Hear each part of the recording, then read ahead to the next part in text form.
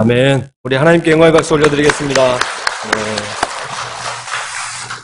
네, 우리 옆에 분 인사 한번 하겠습니다. 어버이 은혜 감사하며 삽시다.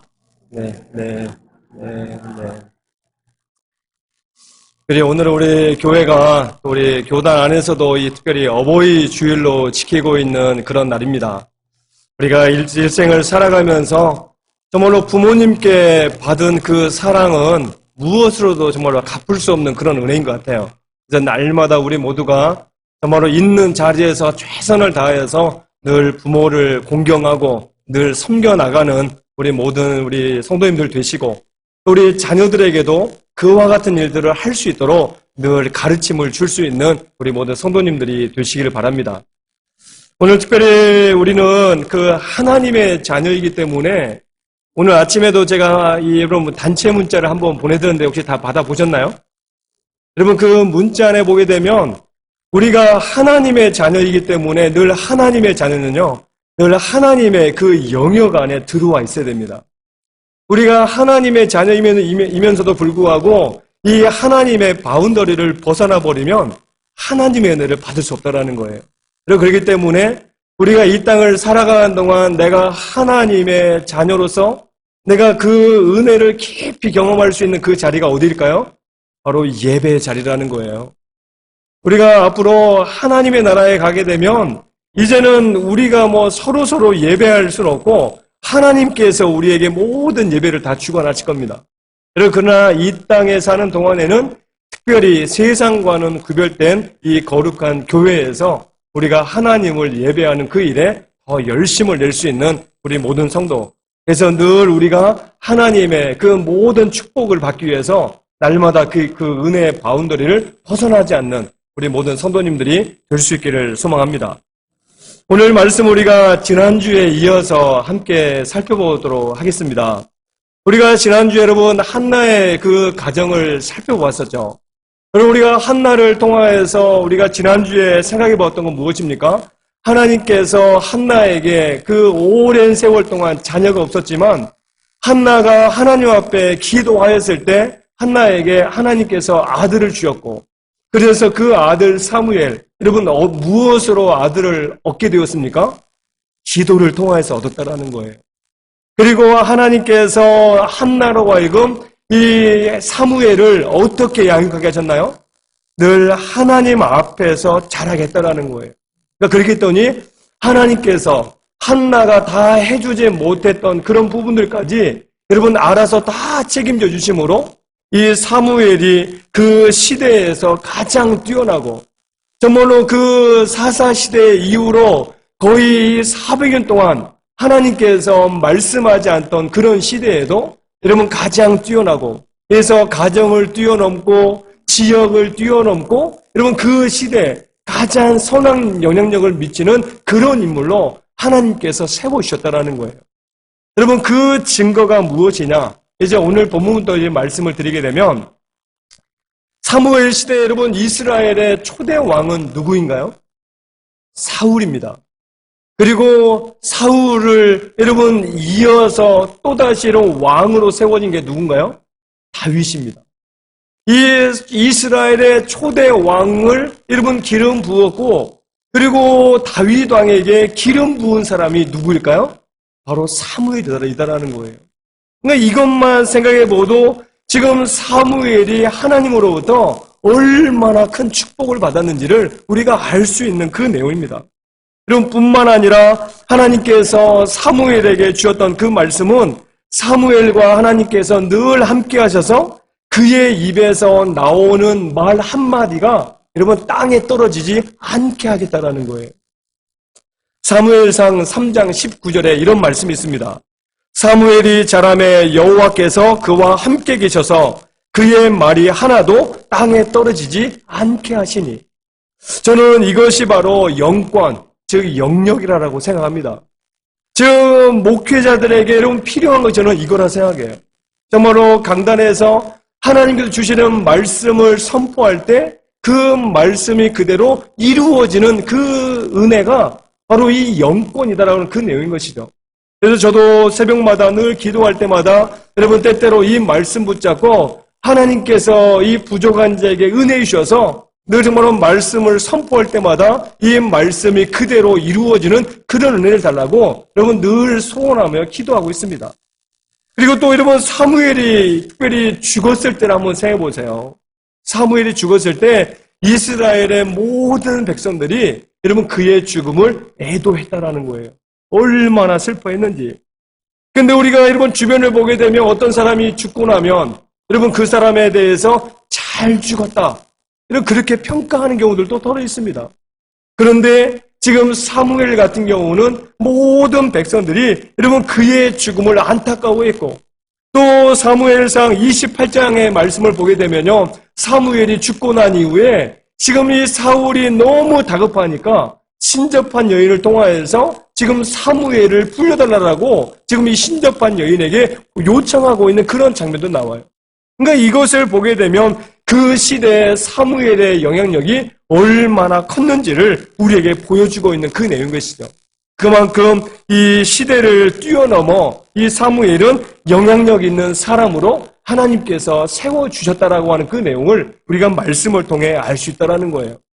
우리가 지난주에는 말씀을 통해 살펴보았죠. 여러분 자식 농사 어떻게 할 수 있다고요? 자식 농사가 이 세상에서 여러분 그 감당하기에는 결코 쉽지 않아요. 지난 시간에 살펴보았죠. 여러분 자식 농사 내 마음대로 되시던가요? 혹시 여기 계신 분 가운데 나는 그래도 내 자식 농사 내 마음대로 잘 되더라. 혹시 그런 분 계세요? 여러분 쉽지 않아요. 여러분 그러나 우리가 지난주에 한나의 가정을 통하여서 살펴보았던 것처럼 여러분 자식 농사 어디 안에서 잘 된다고요? 주 안에서 된다라는 거예요. 바로 한나가 여러분 그것을 우리에게 보여주었던 그런 내용이죠. 그런데 이제 오늘 본문의 말씀을 보게 되면 이 한나의 가정과 반대가 되는 엘리 제사장의 가정에 대해서 우리에게 소개해주고 있습니다. 엘리에게는 여러분 두 자녀가 있었죠. 바로 홈니와 비느하스라고 하는 두 아들들이 있었습니다. 그런데 이 엘리가 이 두 아들들을 바르게 가르쳐야 되는데 바르게 가르치지 못했다라는 거예요. 여러분 그래서 우리가 성경을 보게 되면 이 엘리의 두 아들들이 지은 죄가 여러분 크게 두 가지가 있는데 하나의 죄는 특별히 제사, 제가 하나님 앞에 드려지는 예배를 멸시했다라는 거예요. 여러분 사무엘상 2장 17절입니다. 우리 성경책 다 피고 계시니까 2장 17절의 말씀을 우리 같이 한번 읽겠습니다. 이 소년들의 죄가 여호와 앞에 심히 크면 그들이 여호와의 제사를 멸시함이었더라. 아멘. 지금 엘리의 제사장 이 두 아들 홈니와 비느하스는 제사장의 아들들이기 때문에요. 제사를 드리고 나면 얼마든지 그들에게 여러분 많은 고기가 자동적으로 주어지게 되었다라는 거예요. 그러면 제사장의 가정이기 때문에 그럼에도 불구하고 그 시간을 참지 못하고 여러분 사환을 보내가지고 지금 이 제물을 이러면 그 태워드리기도 전에 하나님 앞에 제사하기도 전에 여러분 그 제물에 대해서 손을 대고 그 고기를 취하여 먹었다라고 하는 그 내용이 지금 이 엘리 제사장의 아들들이 지었던 한 가지 죄 중에 하나라는 거예요. 여러분 이것은 하나님 앞에 제사를 멸시했다라고 하는 그 내용으로 성경은 우리에게 말씀하고 있습니다. 그런데 오늘 우리의 여러분 가정들을 보게 되면 어떻습니까? 우리의 자녀들 가운데 예배를 소홀히 하는 자녀들이 있다라는 거예요. 그리고 또 더 나아가서 오히려 부모가 예배를 굉장히 소홀히 시키는 그런 부모들도 있다라고 하는 그 내용입니다. 여러분 저희 교회는 아이들이 좀 적어서 그렇게 교회 학교가 많지는 않는데 특별히 교회 학교가 많은 아이들 보게 되면요 유독 아이들이 많이 빠지는 때가 있습니다. 언제 많이 빠질까요? 시험 기간이 되면 빠진다라는 거예요. 그래서 오늘 그 부서에서 여러분 출석률이 확 떨어져 있으면은 왜 이렇게 이번 주는 출석률이 적습니까? 물어보면은 중간고사 기간입니다. 기말고사 기간입니다. 여러분 이 대답이 자연스럽게 나온다라는 거예요. 즉 시험 기간이기 때문에 예배드리러 오지 않는다라고 하는 그 내용인 것이죠. 여러분 한국 기독교 언론 포럼이라고 하는 기관이 있습니다. 이런 비영리 기관인데 이 기관에서 한 가지 중요한 사실을 발표했어요. 크리스천 부모들에게 예배 시간과 학원 시간이 겹친다면 어디에 보내시겠습니까? 물어봤어요. 예배 시간과 학원 시간이 겹쳐지면 어디를 보내시겠습니까? 혹시 우리 성도님들 같은 경우는 어디를 보내시겠어요? 여러분, 질문에 대해서 이 답변이 나왔는데, 이 예배 시간과 학원 시간이 겹치면 어디를 보내시겠습니까? 이 물은 질문에 46.4%가 예배를 드리지 않고 학원에 보내겠다라는 거예요. 우리가 새벽마다 여러분 자녀들을 위해서 얼마나 기도 많이 해요. 혹시 새벽에 못 나오시는 분들은 자녀들을 생각할 때마다 우리 자녀들이 잘 되기를, 정말로 학교에 가서도 선생님들에게 가르침을 잘 받고 또 선생님으로부터 좋은 관계를 통하여서 아이가 잘 자라나고, 또 여러분 사회에 나가서도 이제 대학교도 잘 진학을 하게 되고, 대학교를 진학하게 되면 좋은 직장도 하나님께서 허락해 주시기를 늘 기도하고 있지만, 그렇게 여러분 기도하면서도 학원 시간과 예배 시간이 겹치면 여러분 예배 자리에 보내는 것이 아니고 학원에 보내겠다라고 하는 그런 답변을 우리가 내어놓고 있다라고 하는 그 내용이에요. 그리고 더 충격적인 것은요, 중산층, 특별히 수입이 많고 여러분 생활이 어느 정도 안정이 되는 그런 부모들은 그 퍼센트가 더 높아집니다. 무려 70.21%가 학원에 보내겠다라는 거예요. 예배에 보내지 않고. 여러분, 이렇게 우리가 하면서 우리의 자녀들이 잘 되기를 바라고 하나님께서 우리의 자녀들을 늘 지키시고 이런 보호해 주시기를 바라는 것은 너무나 우리가 하나님 앞에 여러분 하나님을 멸시하는 이런 행동이 아닌가, 그런 생각을 해보게 되는 것 같아요. 그래서 사무엘상 2장 30절의 말씀을 보게 되면 나를 존중히 여기는 자를 내가 존중히 여기고 나를 멸시하는 자를 내가 경멸하리라. 여러분, 하나님께서 주시고 있는 그 말씀입니다. 여러분, 그렇기 때문에 우리가 이 땅을 살아가면 어떻게 될까요?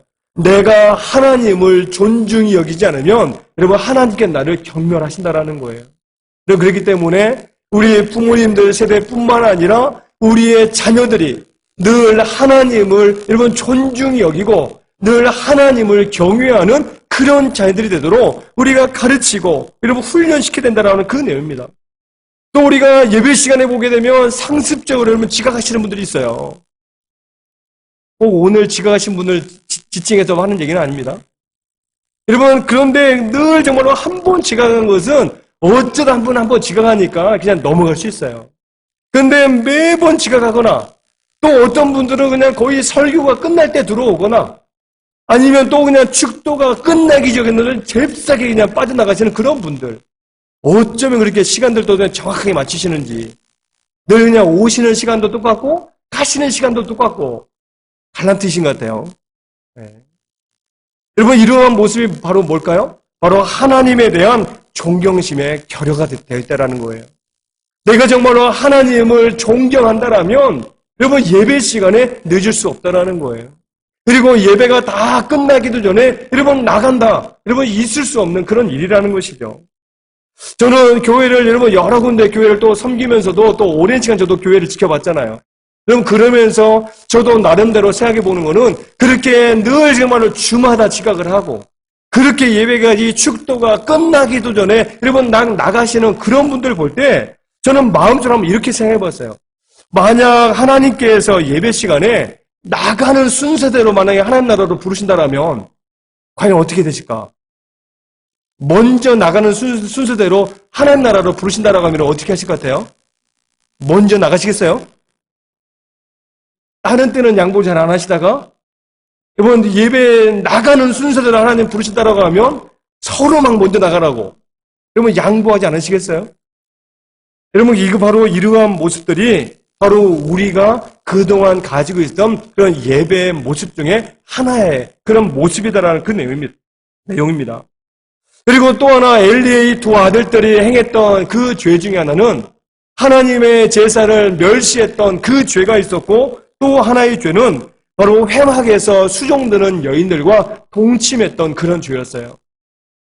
오늘 말씀 사무엘상 2장 22절의 말씀 보게 되면 이렇게 말씀하죠.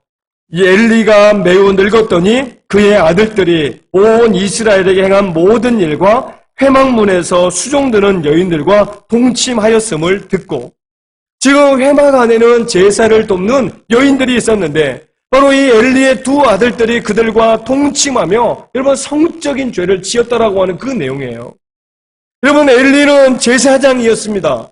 그렇기 때문에 아들들이 여러분 잘못된 길로 가고 있으면 그 잘못된 길에서 되돌려 주어야 되는데 여러분 그렇게 하지 않았다라는 거예요. 당시 제사장 가문이라고 하면요, 명문 가문입니다.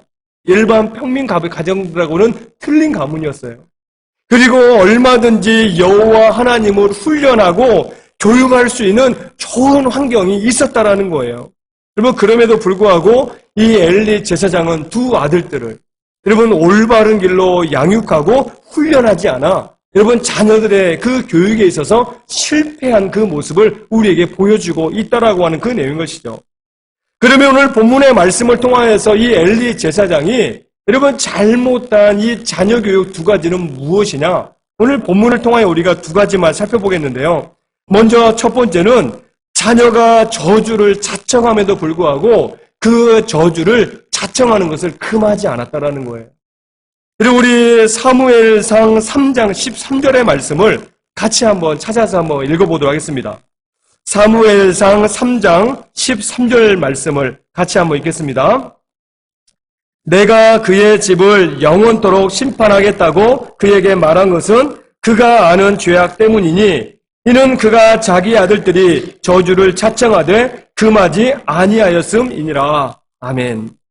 지금 하나님께서 사무엘에게 주시고 있는 그 말씀은요, 엘리 제사장이 지금 자녀들이 무엇을 잘못하고 있는지 알고 있었다라는 거예요.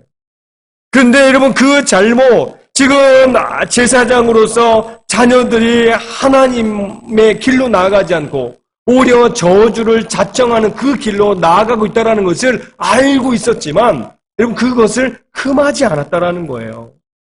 여기서 금하지 않았다라고 하는 히브리 원문의 뜻은요, 책망하여 억제시키지 않았다라고 하는 그런 뜻입니다. 여러분 자녀가 잘못된 길로 나아가면 때로는 책망을 하고 매를 들어서라도 그 길로 나아가지 못하도록 막아야 되는데 지금 이 엘리 제사장은 그렇게 하지 않았다라는 거예요. 여러분 아담의 후손으로 태어난 우리 인간의 마음속에 가지고 있는 게 무엇입니까? 바로 타락한 죄성이에요.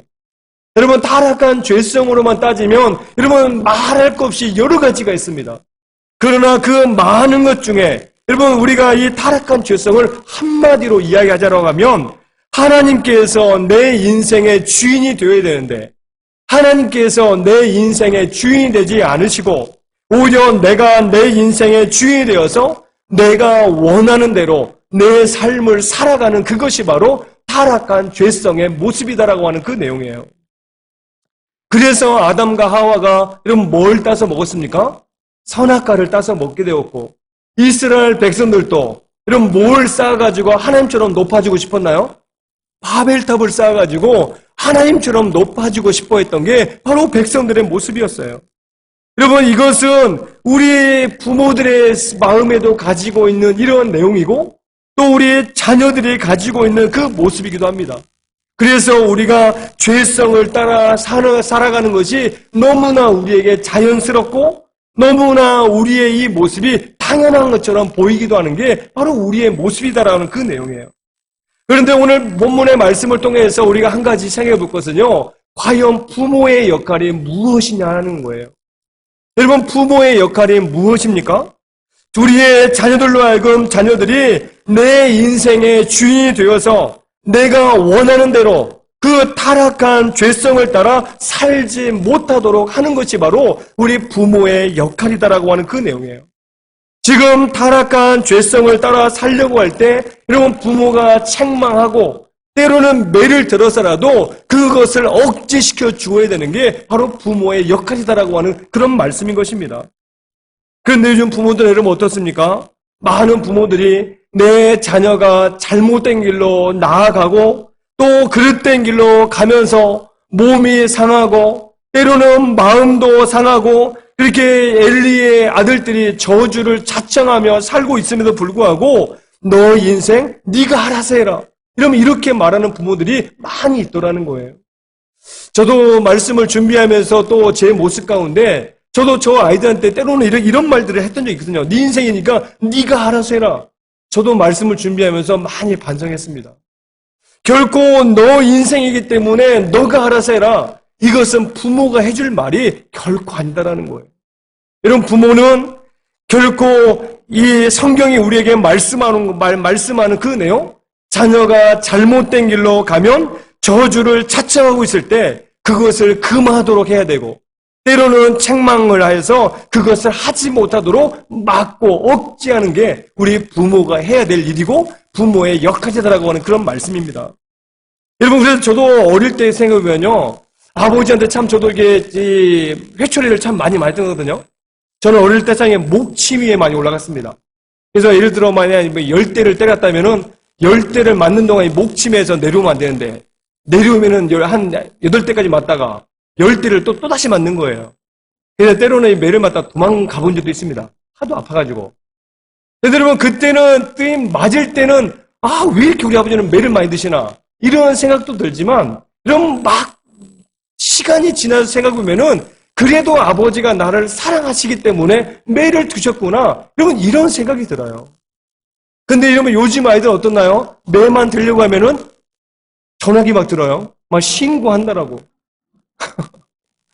저희 집 아들도 그래요. 때리기만 해봐요. 신고할 테니까.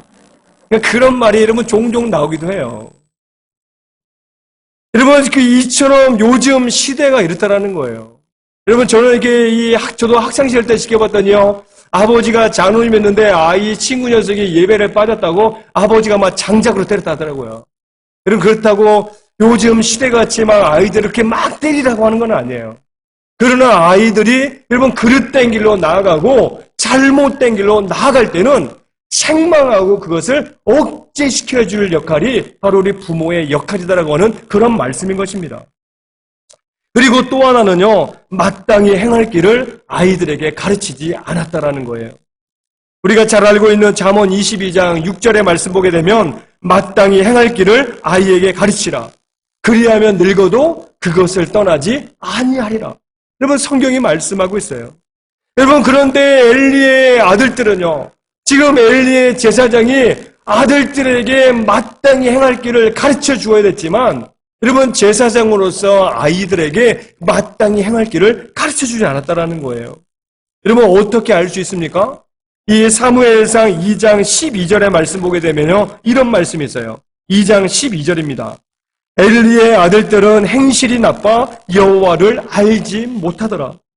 지금 행실이 나빴던 것으로는 끝나지 않았어요. 행실이 나쁘니까 여러분, 그 다음에 또 나오는 말씀이 무엇입니까? 왜 행실이 나빴다고 이야기하고 있나요? 여호와를 알지 못했기 때문이다라는 거예요. 그래서 여러분, 여호와 하나님께서 얼마나 거룩하신 분이고 또 우리가 여호와 하나님을 왜 예배해야 되는지 여러분, 엘리의 아들들은 몰랐다라는 거예요. 만약에 엘리의 아들들이 이 사실을 알았다라면 여러분, 결코 행실이 나쁜 삶을 살지 않았을 것입니다. 여러분, 그리고 또 에베소 6장 4절의 말씀 보게 되면 이런 말씀이 있어요. 또 아비들아, 너희 자녀를 노엽게 하지 말고 오직 주의 교훈과 훈계로 양육하라. 저 한번 따라 하시겠습니다. 오직 주의 교훈과 훈계로 양육하라.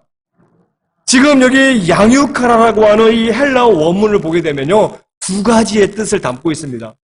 하나는 훈련시키다, 또 하나의 의미는 기르다. 요 두 단어를 뜻하고 있어요. 근데 여러분, 이 기르다라고 하는 그 내용과 이 훈련시키다라고 하는 이 단어를 생각해 보면은 오늘 본문에서 이 에베소 6장 4절에서 말씀하고 있는 그 내용은 훈련시키다라고 하는 그런 의미예요. 즉, 그런 점에서 부모는 내 자녀를 훈련시키는 사람이지 기르는 사람이 아니다라는 거예요. 여러분, 기르는 거는 뭘 기르는 건가요? 집에서 강아지를 기르고 고양이를 기르는 거예요. 그러나 여러분, 자녀는 결코 기르는 것이 아닙니다. 훈련시키는 거예요.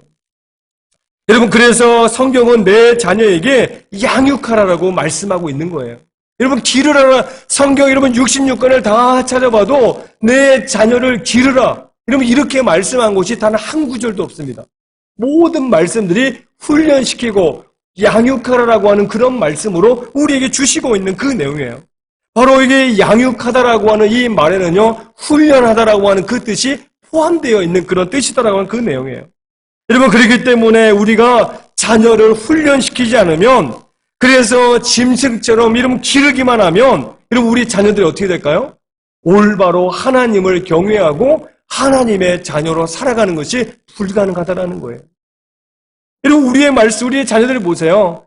지금 이 세상을 살아가면서 자녀들에게 여러분 권위 아래 복종할 수 있는 그런 훈련을 아이들에게 해야 됩니다. 학교에 가면 우리 선생님들에게 복종할 수 있도록 가르쳐야 되고, 여러분 군대에 가게 되면 그 상관에게 복종할 수 있도록 여러분 훈련시켜야 되고, 또 취직을 해서 직장에 가면 상사에게 복종할 수 있는 그 권위에 복종할 수 있는 훈련을 시켜주어야 된다는 거예요. 그런데 요즘 우리의 자녀들은 어떻습니까? 여러분 권위에 복종하지 않아요.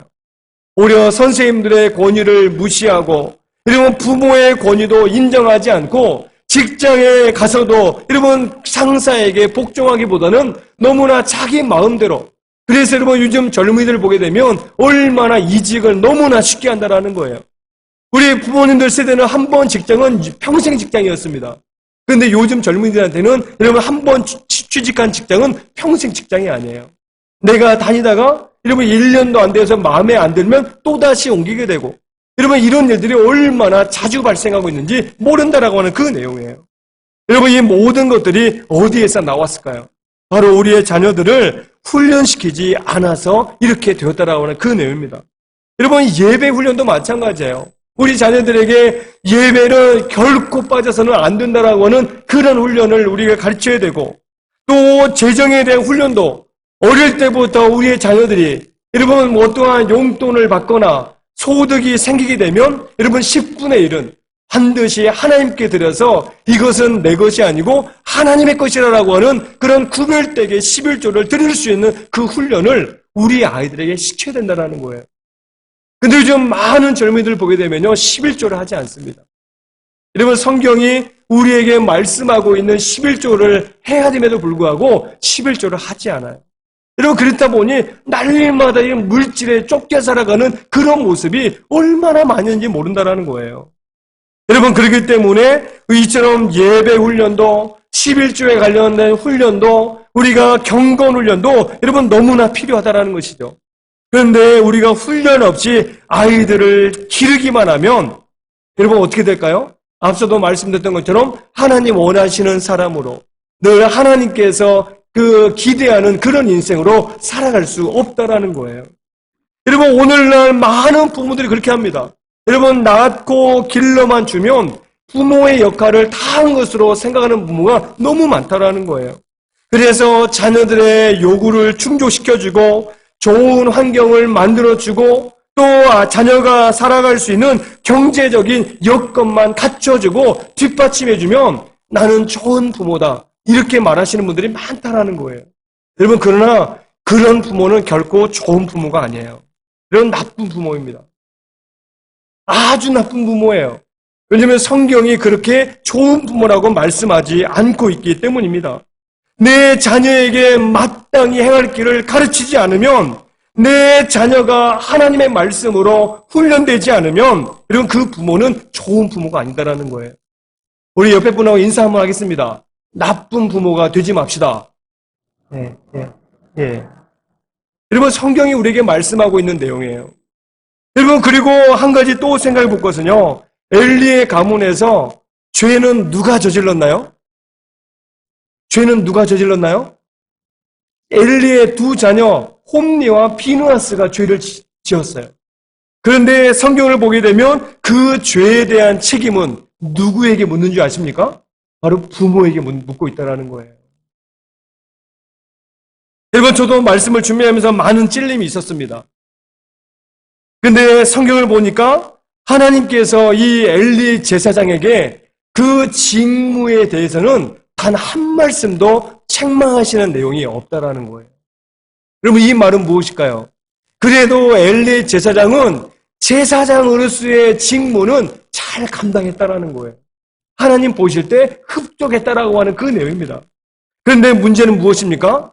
두 아들들이 지은 죄에 대해서 그 아버지 엘리에게 그 책임을 묻고 있다라고 하는 그 내용이에요. 여러분, 자녀들이 죄를 지었으면 그 죄를 누구에게 묻는 게 맞나요? 부모에게 묻는 게 맞나요? 자녀에게 묻는 게 맞나요?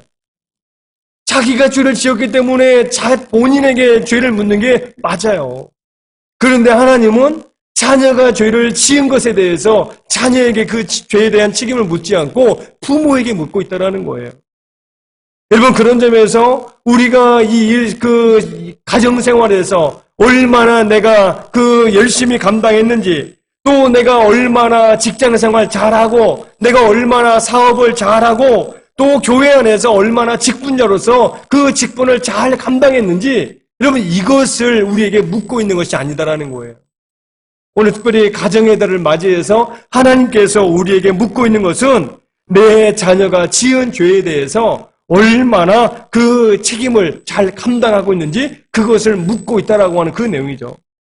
여러분, 그래서 이 엘리는 마땅히 행할 길을 두 아들들에게 가르치지 않음으로 말미암아 그래서 그 자녀들이 저주를 자청함에도 불구하고 그 저주를 금하지 않을 때 여러분, 엘리의 가정에 주어진 비극이 무엇이냐? 그럼 몇 가지가 있는데요. 첫 번째, 단명입니다.